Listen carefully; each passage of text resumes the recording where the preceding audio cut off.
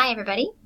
This is a really brief little flip lecture here on teaching social skills, and I wanted to address this specifically and kind of separately from your traditional behavioral strategies or your traditional cognitive strategies, mostly because teaching social skills is that subset of behavioral characteristics can be approached a lot of different ways, and we often see interpersonal and social skill deficits in a wide variety of mental health conditions and different situations as well. So let's just take a look at that briefly by itself, and then after you watch this little flipped lecture, there is a video I'm going to upload on an example of a social skills group, and I just wanted to kind of give you a little bit of information first before you watch it so that you can get the most out of that little video.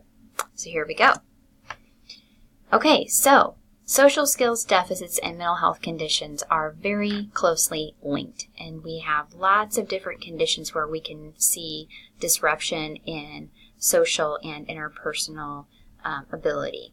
And oftentimes we don't see the same social performance depending on the context that that individual is in. So remember, when we're going through these skills and we're talking about specific deficits related to a condition, remember that it's always embedded into a context. It's situational in nature. For example, if you're working with a child who has some social and interpersonal difficulty at school, they may not exhibit that same level of social performance at home. They may act completely differently when they're around people that they're comfortable with. And so just keep that in mind, because, just because you see a social deficit in one context doesn't mean that it exists everywhere. And so it's important for you to know the environmental characteristics that tend to be factors in the specific social issues that someone's displaying. And so this is just a list of conditions, and I want you to go through, and I did leave one off. I'm so sorry. I just realized I left anxiety off, which is a huge one. Social anxiety is really common and comorbid with so many mental health conditions. So for your notes purposes, make sure you get anxiety on this list too.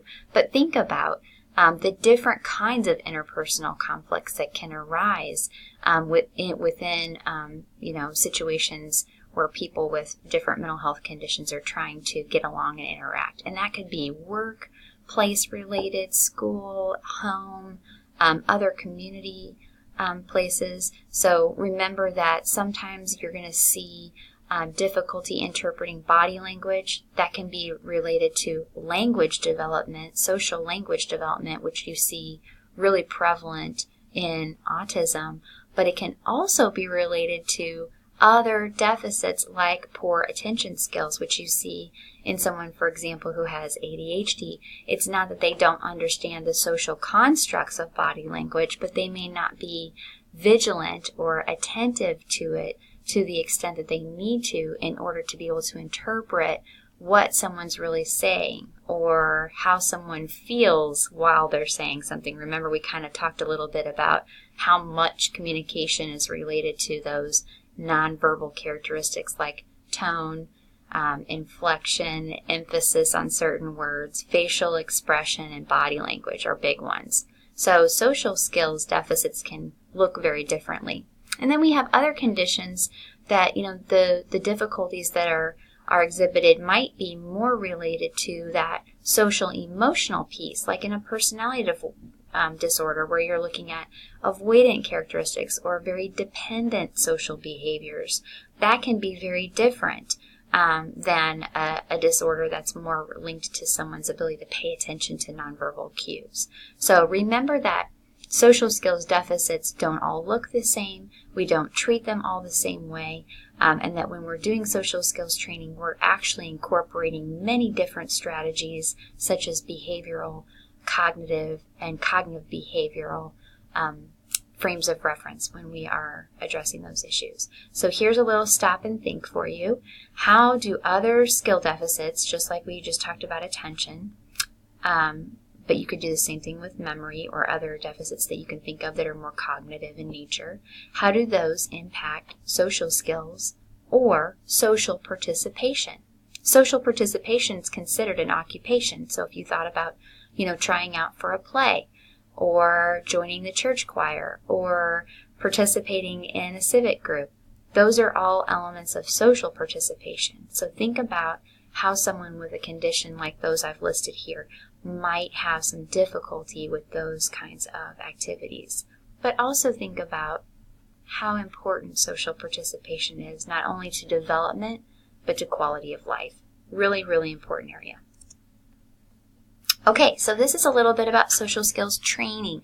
And social skills training can happen individually, like a one-on-one treatment strategy, or it can be in a group. And you can see my little picture of my parachute guys up there.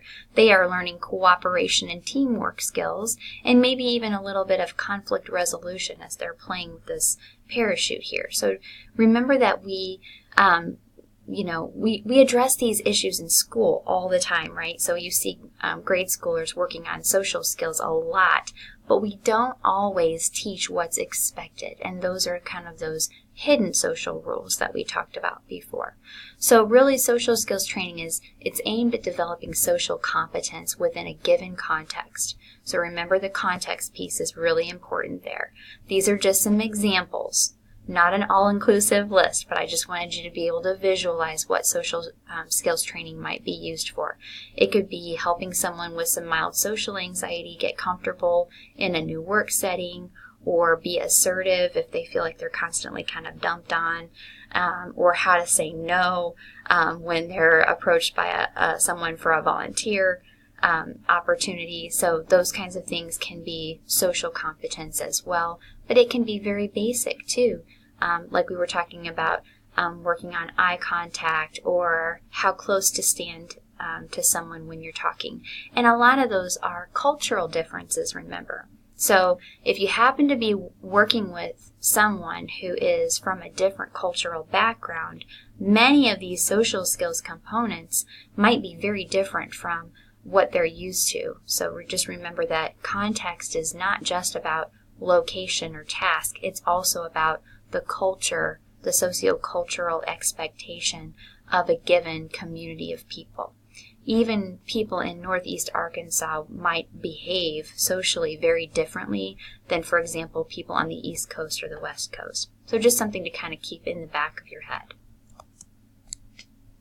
Okay, so behavioral strategies for working in groups dealing with social skills. So remember, these are in that behavioral frame of reference. We're talking about utilizing positive reinforcement. Explicit teaching is very, very important in a behavioral frame. That's the MAND. Remember, we're talking about target behaviors, and we're being very, very directive in that. So we're saying, make sure you stand this far away, or make sure you look at someone's face when you're talking, or make sure you make a statement to answer someone's question, and then you follow up with a question to keep the conversation going. So all those little pieces of how to interact with someone are explicitly taught in a behavioral frame of reference. We could use strategies like role-playing with positive reinforcers to make sure that we're increasing those target behaviors we're looking for. Biofeedback is another one that people don't really think about as a behavioral strategy, but if I'm working with somebody that has anxiety, I might really give them a lot of feedback about their mannerisms, or I might notice their physiological signs of distress before they do and kind of call those to their attention. Oh, it seems like your palms are getting really sweaty right now. Or it seems like your breathing rate is really, ramping up. What can we do about that? So those are some other behavioral feedback strategies to help someone who's maybe a little higher functioning. You can also talk about role acquisition if you're working with somebody who's maybe new to a management position, or who's lost some of their cognitive or interpersonal ability due to a mental health condition. How can they fulfill those specific roles in their lives, and giving them feedback on that, or giving them ways to reinforce themselves for being part of something that maybe was really challenging, like going to a work party, for example. And then assertiveness training, we kind of talked about that. a lot of what we do with people who are in that young adult phase and they're transitioning into some of those more adult roles. Maybe they've had, chronic issues with a condition of any kind. It doesn't have to even be mental health.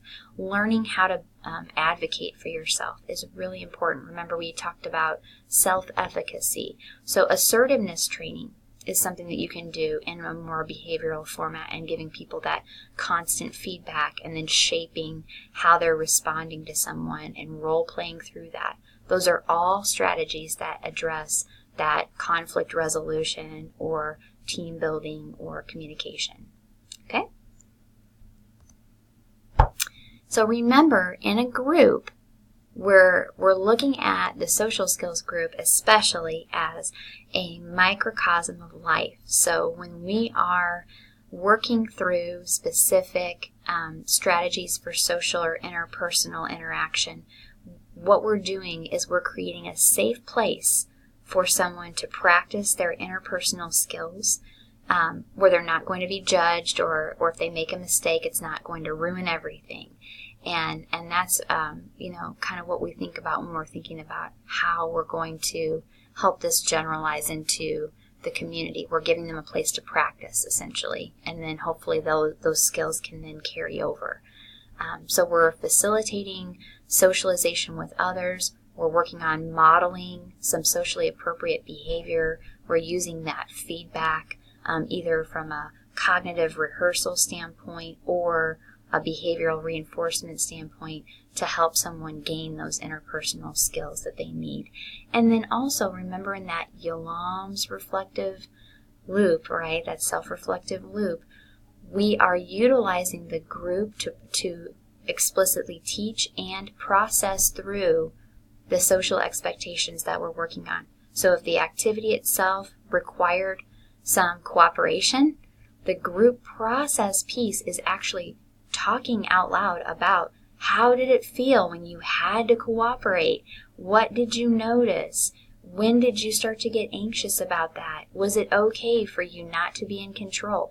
Those are the kinds of issues you might be addressing during the process phase of your group. Okay, so that wraps it up for social skills training, and we're going to be talking more about that. I know some of you are actually using this strategy in your groups, which is awesome. So make sure that you watch the video and answer the little brief questionnaire after that to get a better feel for social skills kinds of training strategies. And let me know if you have questions.